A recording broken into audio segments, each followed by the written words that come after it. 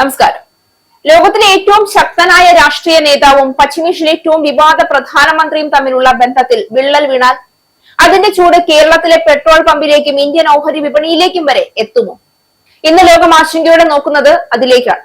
American president Donald ട്രംപും Israel പ്രധാനമന്ത്രി Benjamin നെതന്യാഹുവും തമ്മിൽ ഇറാൻ വിഷയത്തിൽ അഭിപ്രായ ഭിന്നതകൾ ഉയരുന്നുവെന്ന വാർത്തകൾ പുറത്തു വന്നതോടെ ആഗോള എണ്ണ വിപണിയും സാമ്പത്തിക വിപണികളും കുലുങ്ങി തുടങ്ങിയിരിക്കുകയാണ്. ഇറാനുമായി ഡീൽ ഒപ്പുവയ്ക്കാനുള്ള നീക്കം അന്തിമ ലാപ്പിലാണെന്ന് US പ്രസിഡന്റ് ഡൊണാൾഡ് ട്രംപ് പറഞ്ഞു. ഇനി നീക്കം പൊളിക്കാനാണ് ഇറാന്റെ ശ്രമമെങ്കിൽ യുദ്ധമായിരിക്കും അനന്തര ഫലമെന്ന മുന്നറിയിപ്പും ട്രംപ് മുഴക്കി. എന്നാൽ ഇതേ വിഷയത്തിലാണ് അടുത്ത ബന്ധം പുലർത്തിയിരുന്ന ട്രംപും നെതന്യാഹുവും തമ്മിൽ വലിയ ഭിന്നത രൂപപ്പെട്ടിരിക്കുന്നതെന്നാണ് സൂചന. നെതന്യാഹുവുമായി ട്രംപ് ഫോണിൽ സംസാരിച്ചിരുന്നു. യുദ്ധം തുടരണമെന്ന നിലപാടിലാണ് നെതന്യാഹു. ഇറാനിലെ നിലവിലെ ഭരണകൂടത്തെ നിർജീവമാക്കുക, അടിസ്ഥാന സൗകര്യങ്ങൾ തകർക്കുക, ആണവായുധം സ്വന്തമാക്കുന്നതിൽ നിന്ന് ഇറാനെ അകറ്റുക തുടങ്ങിയ ആവശ്യങ്ങളാണ് നെതന്യാഹു ഉന്നയിക്കുന്നതെന്ന് ചില വിദേശ മാധ്യമങ്ങളാണ് റിപ്പോർട്ട് ചെയ്തത്. ഇറാനുമായ ഡീൽ ഉടൻ ഉണ്ടാകുമെന്ന ട്രംപിന്റെ പ്രഖ്യാപനത്തിനു പിന്നാലെ ഇടിഞ്ഞ രാജ്യാന്തര ക്രൂഡ് ഓയിൽ വില ഇപ്പോൾ സ്ഥിതി മാറിയേക്കുമെന്ന വിലയിരുത്തൽ മൂലം മെല്ലെ തിരിച്ചുകയറ്റം തുടങ്ങിയിട്ടുണ്ട്. ബാരലിന് $97 നിലവാരത്തിലേക്ക് താഴ്ന്ന US ക്രൂഡ് വില 0.26% ഉയർന്ന് $98.52 ബ്രന്റ് ക്രൂഡ് വില ഇന്നലെ $111 എത്തിയിരുന്നത് ഇന്ന് 104 താഴ്ന്നിരുന്നു. ഇപ്പോൾ ഉള്ളത് $105.2. ഇതുവരെ അമേരിക്കയും ഇസ്രയേലും ഒരേ താളത്തിലായിരുന്നു ഇറാനെതിരെ നീങ്ങിയിരുന്നത്. എന്നാൽ ഇപ്പോൾ ട്രംപ് സമാധാന ചർച്ചകൾക്കായി ചെറിയൊരു വാതിൽ തുറക്കാൻ ശ്രമിക്കുമ്പോൾ നെതന്യാഹു കൂടുതൽ ആക്രമണാത്മക നിലപാടിലേക്ക് നീങ്ങുകയാണ്. റിപ്പോർട്ടുകൾ പ്രകാരം ഖത്തർ, പാകിസ്ഥാൻ, സൗദി അറേബ്യ, തുർക്കി തുടങ്ങിയ രാജ്യങ്ങൾ ചേർന്ന് ഇറാനുമായി പുതിയ സമാധാന നിർദ്ദേശം മുന്നോട്ട് വെച്ചിട്ടുണ്ട്. എന്നാൽ നെതന്യാഹു ഈ നിർദ്ദേശത്തെ ശക്തമായി എതിർക്കുന്നതായാണ് സൂചന.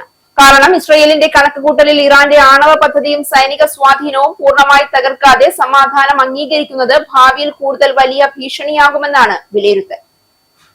പക്ഷേ ട്രംപിന്റെ രാഷ്ട്രീയ കണക്കുകൂട്ടൽ വ്യത്യസ്തമാണ്.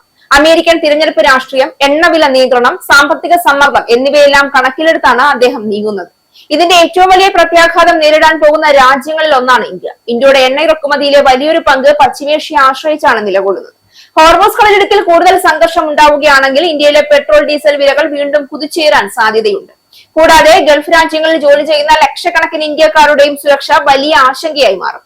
അതേസമയം ചില രാഷ്ട്രീയ നിരീക്ഷകർ കൂടുതൽ ഗൗരവമുള്ള ഒരു ഗൂഢാലോചന തന്ത്രത്തെക്കുറിച്ചും മുന്നറിയിപ്പ് നൽകുന്നുണ്ട്. ട്രംപും നെതന്യാഹുവും തമ്മിൽ യഥാർത്ഥ ഭിന്നതയാണോ നടക്കുന്നത്? അതോ ലോകത്തിനു മുന്നിൽ അമേരിക്ക സമാധാനം ആഗ്രഹിക്കുന്നു, പക്ഷേ ഇസ്രയേൽ കൂടുതൽ കടുത്ത നിലപാടിലാണ് എന്ന ഇമേജ് സൃഷ്ടിക്കാനുള്ള തന്ത്രമാണ്?